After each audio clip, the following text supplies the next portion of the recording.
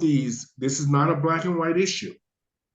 Young, mostly white men click-clacking with fingernails, putting makeup on, and it became more and more and more.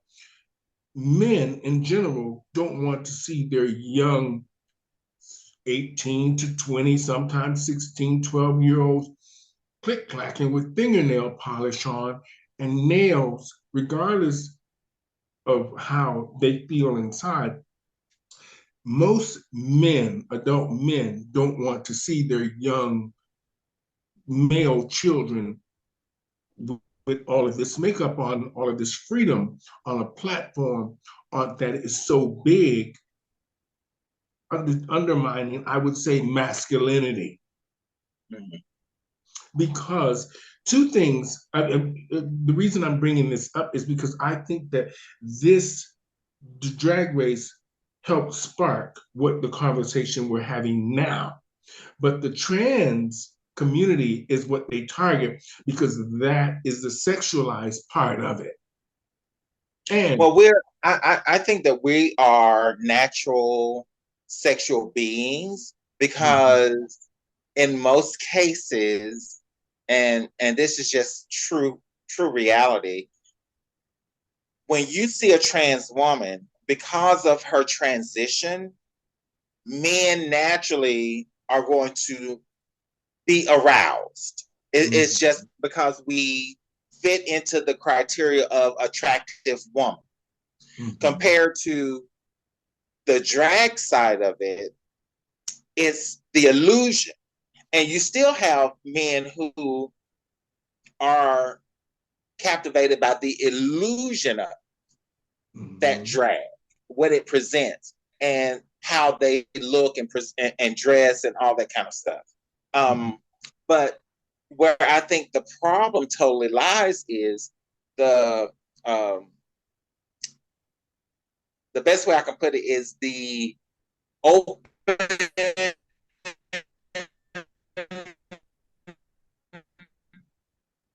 and honest diversity of under. You have this wave that is basically going on that will open up doors for acceptance.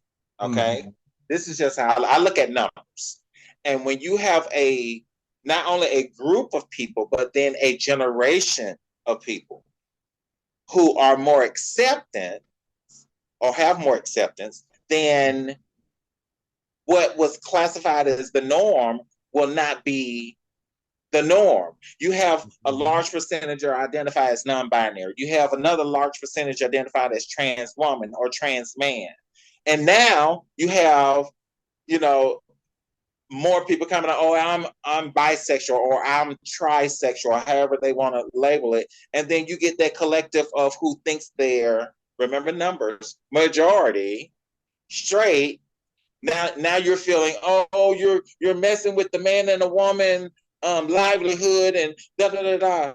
No, it's just more people are feeling like they don't have to hide who they are. That's just the same, in my opinion, of how you hear the talking points from the far right, for example. The majority and the minority. They're always referencing a group of people as the majority or the minority. You're only doing that, in my opinion, to convince someone that they are that. When in actuality, for example, brown, black, Asian, yeah, we may be a minority individually, but collectively we are majority.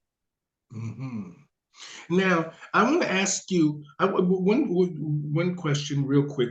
I didn't mean to interrupt you, but I want to ask you about, like you said, the majority and the minority. Now, if you notice with the new Nazi groups and all these different groups that are now attacking the drag shows. Now, from us watching, the reason I'm saying this, I'm trying not to make this a black and white thing, but issue. But we notice that this group of Nazis are not targeting the black clubs. The black trans and drag shows. They're not targeting those. They're targeting the predominantly white or mixed clubs, or very visible clubs that they know. Why do you think that is? Well, it's as simple as what I would call comfort. So let's look at, there was a time when gay men were looked at, oh, that's not da, da, da, da, da. And it became so of the norm that everybody wants a gay friend now. You see what I'm Mm-hmm. saying? And so now Yes. is that the attention has diverted to another group of people, which is the drag queens per se, or it may be the Latino groups or the Latino clubs because they are quote unquote the problem. They're crossing the border. The Jewish are coming in and trying to take over. No, these people have always been here. I heard a politician talk about how the migrants, for example, are coming in and overflowing, the area, the border, and all that kind of stuff. And another gentleman that he was talking to, he was like, "No, they're just coming home. Mm-hmm. They this part of the country on where I live at, California, Mexico, New Mexico, all of that was Spanish territory, Mm-hmm. and people often say, go back where you came from. And I tell people all the time, I don't ever like to make it a black or white issue, but there were no white people here at one point in time. Mm-hmm. You know, you have to remember that. So when you tell somebody to go back to where you came from somewhere else too. Mm-hmm. you know so it works across the board, and I think when it comes down to the white supremacists that are targeting certain groups, it's the ones that they hate the most, or the ones that they feel that they can do something about now, because we've gone through, people of color have Mm-hmm. gone through that process of saying, oh, you don't belong here and da da da da, and now they've moved on to another group of people because they're the easier targets.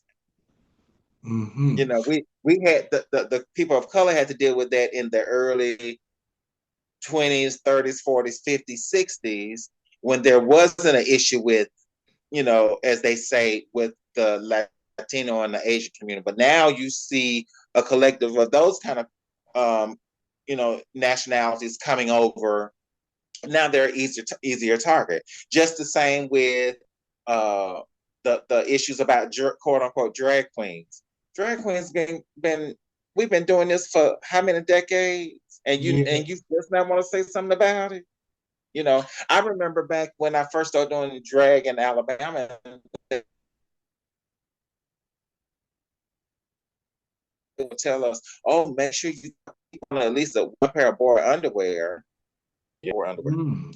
And it was like, oh, Mm-hmm. that's the law, because if they catch you, without, then they can charge you with something else and blah blah blah. And it was just, I don't know if that actually was on the books, but it was that fear factor that was put there that was like, okay, well, I need I don't need no problems, you know, those kind of things. Mm-hmm. So I think it's just a focus of, redirecting attention to certain groups of people because they're easier target. Mm-hmm. Now, we can talk all day about a lot of these issues, but at the end of the day, Black trans lives matter. And it's really an important issue for you and many other trans women and our community. It's something that we have to stand up for and protect. Now, what, in closing, what do you think we need to do now with all the laws and all of the rhetoric all over social media? What do you think we need to do? Well, I'm a very political person, so I go to the politics side of it first. Mm-hmm. First, you have to also educate what laws are being passed, know the laws that are being passed. If you have an issue, speak up, speak out. I Mm-hmm. started a little hashtag when all this was started, using hashtag Queens United, Mm-hmm. simply because in order to do anything, we're going to have to unite wherever you are in your community. Just like the trans woman that's having issues up in Montana. They, only reason they got accomplished what they wanted to accomplish is because the numbers were in their favor. This country is all about numbers, whether it's how many numbers you got in your bank account, what zip code you live in, those type of things. You have to be on top of it. And if you're not making those phone calls to your Congress people, to your city council people, to your mayor, to your state senate, your federal senate, your federal congressperson, it's just falling on deaf ear because you're not complaining, so they're gonna get away with whatever they can until you, the citizens, start complaining. And that's how you get things done. We have to unite around the political side of it because that's how they're getting us. They're passing laws left and right. I'm in Houston, Texas right now, and I'm gonna tell you honestly, I had to think about coming here. Oh. I don't come here. It's been a lot that happened since the last time I was here. And it's like, I don't want no issues going into no bathrooms. I don't want no issues, with none of that stuff. So, I do the old school thing, keep my shades on and walk with my head tilted and very, very quickly, But it's sad that we have to do that because you never know how someone is going to react to who you are just because you're living your truth. Don't be mad at me because you don't have the kahunas to live your truth, because that's what it really boils down to. You want to be mad because I chose to walk my truth, live my truth, but yet you are hiding behind the door, the keyboard, in the closet, or however you want to label it. And it's sad. It is sad.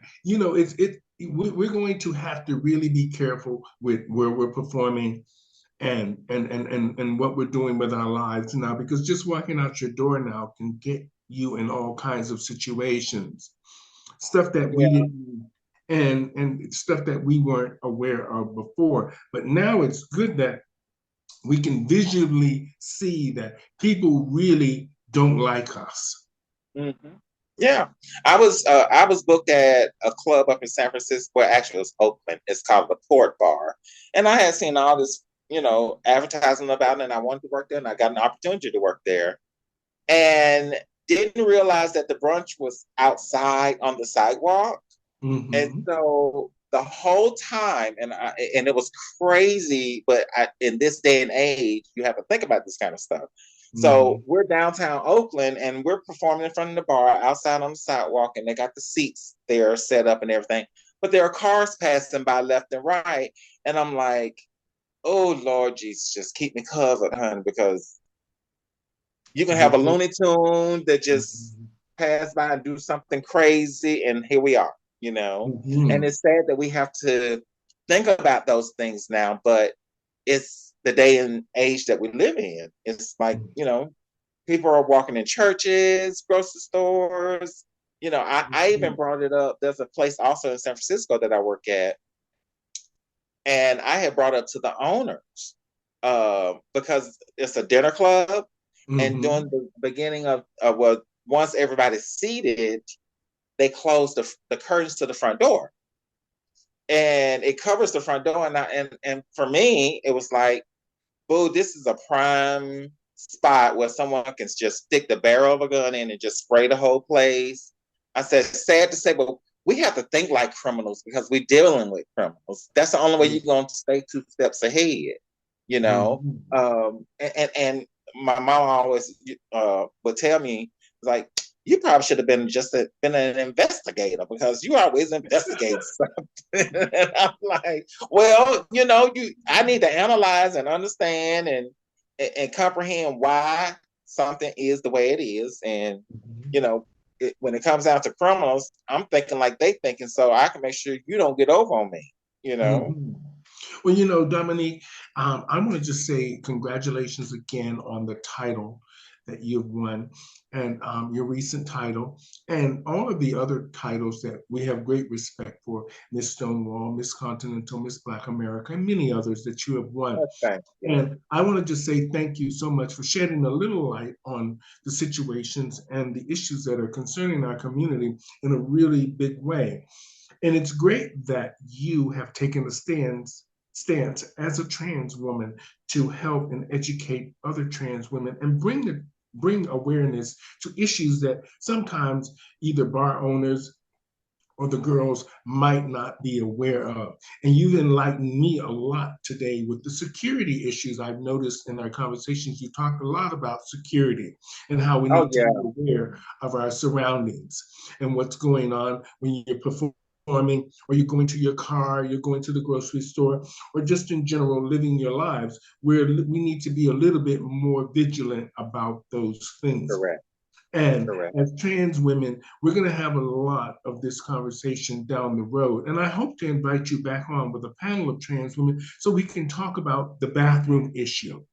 Oh yes, I would love that. I would love that.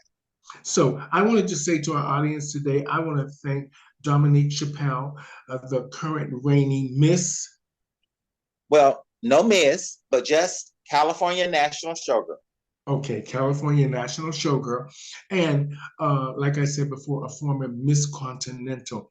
And we wanted to say thank you for having her thank her for being on the show today. She did a great job inspiring Thank and you. I'm glad educating we got us. all that stuff figured out, all the Yeah, technical it was stuff. great. You know,